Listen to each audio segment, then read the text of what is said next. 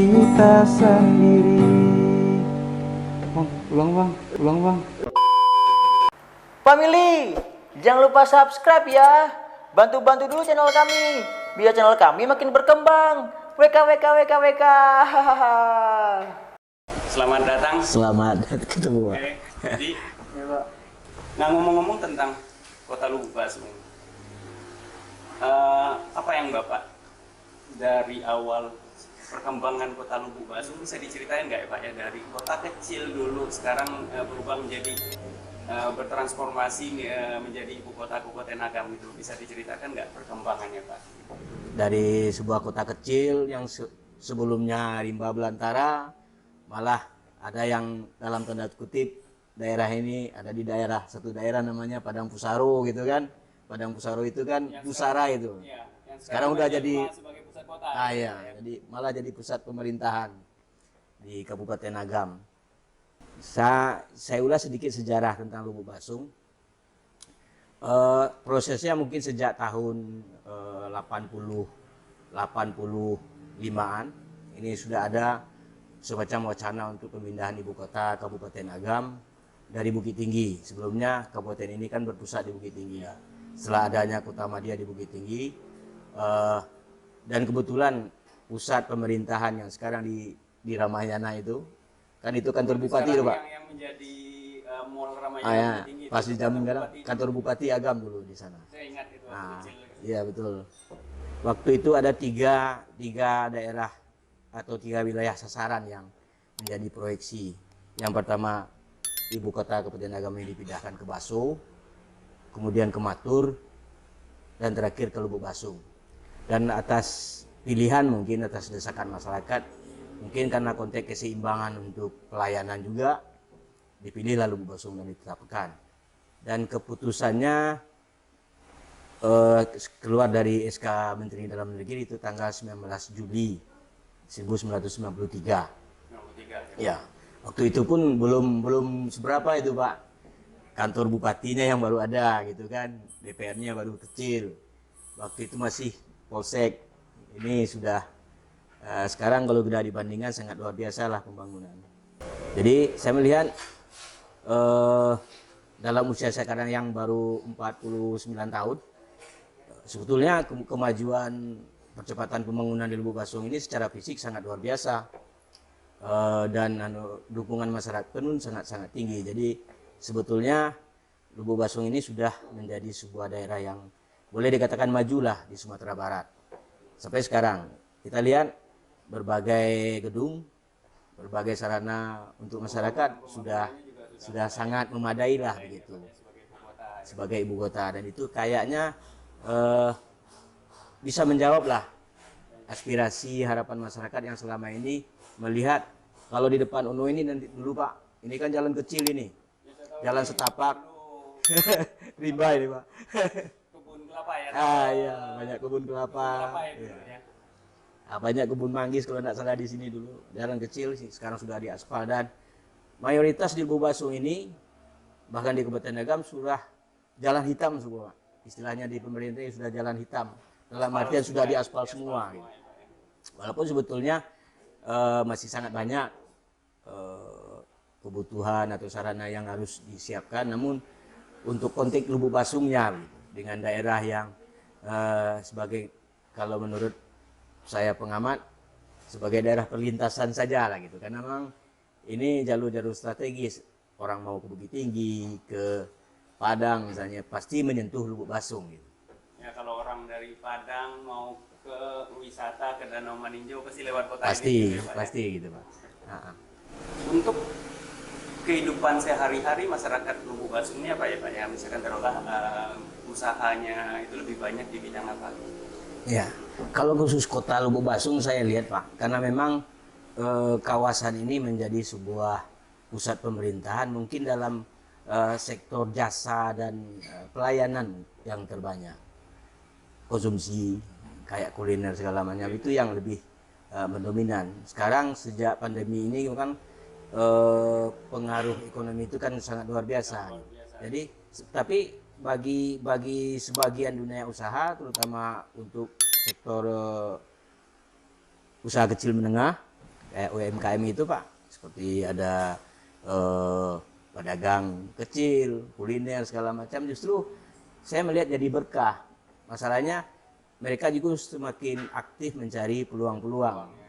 Apalagi dengan sistem antar makanan segala macam itu kan. Sama dengan ini Iya. ya, Pak, kafe-kafe dulu 4 Iya. tahun sebelumnya kita Iya. nemuin yang namanya, contoh salah satunya adalah tempat kita saat ini, Iya, yang betul. mungkin yang bisnis UMKM ataupun juga tempat-tempat kuliner juga pada bertumbuh Iya, Pak. sekarang gitu ya, Iya, Pak, betul. ya. Saya keliling kota Lubuk Basung juga banyak Iya. tempat-tempat nongkrong gitu, Pak. Ya, saya itu melihat karena memang Lubuk Basung ini berada di bawah kawasan yang dikelilingi segala potensi ekonomi, pertanian, seperti di Maninjau, karena memang kondisi sekarang kan agak sulit ini Pak, karena dampak pengaruh keracunan di Maninjau itu agak loyo itu keringanan. Sebetulnya dulunya Maninjau itu menjadikan Lubuk Basung sebagai tempat untuk istirahat lah bersama keluarga, makan-makan segala macam. Demikian pula juga kayak dari daerah Bawan, dari daerah Sungai Jari yang misalnya kan menjadikan Lubuk Basung ini sebagai sentra aktivitas untuk santai selain pelayanan pemerintah di sini dipusatkan.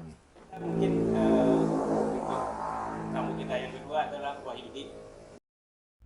Sekarang kita sudah dekat rumah pemenangnya. Sepedanya juga sudah ada. Yuk kita lihat gimana keseruan dari penyerahan ini. Kita beri kejutan untuk pelanggan kita untuk mendapatkan satu sepeda dari Smartfriend Rezeki Wow. Oke, yuk kita lihat. Selamat, Anda mendapatkan satu unit sepeda dari Smartfriend Rezeki Wow. Ya, silakan. Nama saya Wahyudi Maulana dari Lubuk Basung, tinggal di Simpang Tembok. Umur saya 21 tahun. Kita ada yang namanya program untuk saat ini. Itu adalah program Smartfriend Rezeki Wow. Dan kebetulan untuk periode 3 ini pemenang secara nasional dapat salah satunya dari Kota Lubuk Basung. Woi, mantap, selamatnya. Beliau mendapatkan satu unit sepeda, ya, dan malah satu-satunya untuk Sumatera bagian utara ya Wahyudi yang dapat. Iya, iya. Mungkin Wahyudi bisa diceritakan gimana kok bisa sampai dapat untuk. Oh, baik Pak.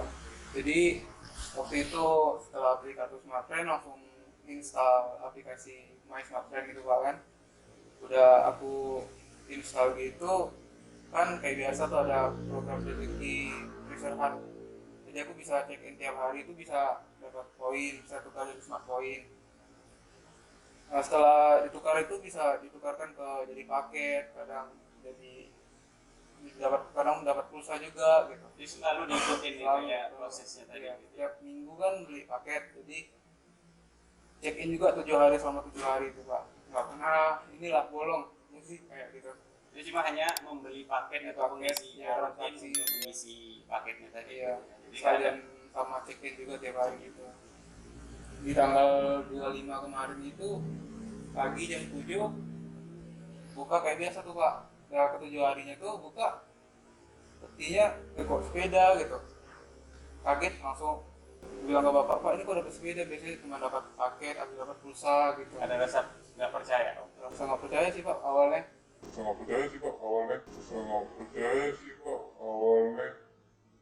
Ya, waktu jam 7 itu kayak biasa ya Pak. Lalu jam 11-nya ditelepon langsung dari Smartfriend Jakarta. Pada saat menerima telepon itu ada rasanya. Sekarang kan tanda kutip telepon-telepon yang Iya. menyatakan pemenang itu kan ada Banyak penipuannya ya. penipuan gitu ya. Nah pada saat itu ada rasa, oh ini penipuan atau gimana gitu. Sempet, iya Pak, kayak penipuan, tapi gimana dia tahu kita dapat sepeda gitu kan. Ya, itu jadi nggak percaya gitu.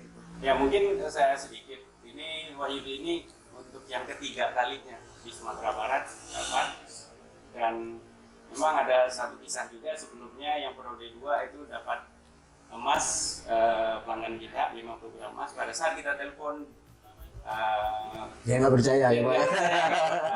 dianggap itu adalah penipuan. Iya, iya betul betul. Ya, nah ini makanya sebenarnya itu bisa dilihat, diikutin gitu Pak. Ya, mungkin Bapak juga nanti kalau periode Iya, tertarik juga Pak, Pak. Daripada itu dapat rezeki juga kan. untuk hadiahnya juga banyak macam sampai ke mobil gitu ya Pak ya. Contoh yang periode 2 untuk TNI Cluster kita juga dapat di Sumatera Barat ini 5 program emas, dan itu semua anak muda nih.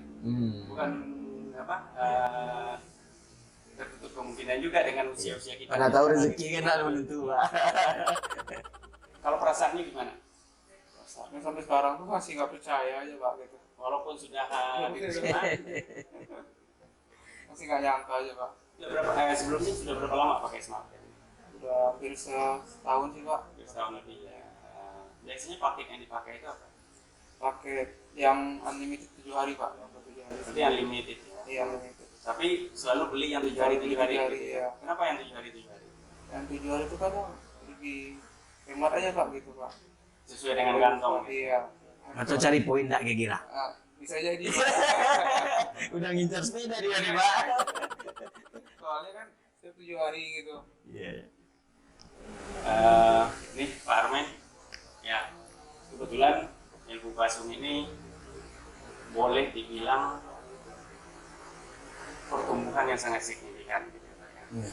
Apalagi saat sekarang nih zaman pandemi ini kebutuhan yang namanya kebutuhan Komunikasi ya. dan komunikasi itu semakin tinggi ya, apalagi banyak sekarang yang daring. Nah menurut Bapak nih gimana pertumbuhan secara penduduk dari masyarakat Lubu Basung? Iya. Tapi saya awali pertanyaan saya Pak. Boleh kan saya bertanya? Boleh dulu? Pak. Keheranan saya terhadap smartphone ini Pak. Tentu ada mungkin kajian secara bisnis atau potensi lain yang terbaca di wilayah Lubu Basung. Saya melihat dalam beberapa waktu belakangan, mungkin setahun terakhir, smartphone justru agak gencar untuk membangun jaringan di Lubu Basung. Secara mungkin Pak, dalam konteks saya belum begitu maksimal menggunakan perangkat Tapi Bapak ini. selama ini sudah pakai smartphone? Sudah. Jadi saya melihat kebetulan anak-anak dan kebetulan di komunitas ini yang saya agak Pak. Kalau bisa nanti smartphone juga meningkatkan agak sedikit kalangan orang separuh baya seperti saya atau kalangan bapak-bapak misalnya kan juga bisa memanfaatkan smartphone secara maksimal. Karena memang selama ini saya melihat komunitas smartphone ini justru anak-anak muda. Milenial. Jadi kalau kita udah angkatan kolonial. Maksudnya yang angkatan-angkatan yang iya. Jadi bisa saja nanti ide saya, usul saya mungkin bisa dari vendor lain mungkin yang mengatasi itulah, smartphone bisa di atas itu seperti yang ada sekarang. Jadi saya melihat kehadiran smartphone di Lubu Basung ini justru efeknya sangat bagus Pak. Apalagi saya dapat informasi dari adik-adik para siswa gitu Pak. Dengan hadirnya kekuatan jaringan yang lebih kuat seperti di Ulai, Sungai Jariang dan segala macam. Justru banyak mereka beralih ke smartphone gitu. Selain murah, kekuatan sinyalnya bagus gitu. Nah, cuma harapan kita nanti Pak, harapan ini Pak ya. Yang pertama mungkin mewakili teman-teman di lapangan lah, para kalangan menengah ke bawah. Smartphone bisa menjadi bagian dari pendukung aktivitas mereka.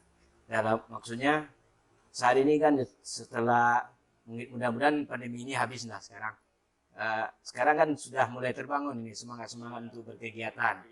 Ada kesenian, iya, ada olahraga dan segala macam, termasuk ide-ide kreatif mereka.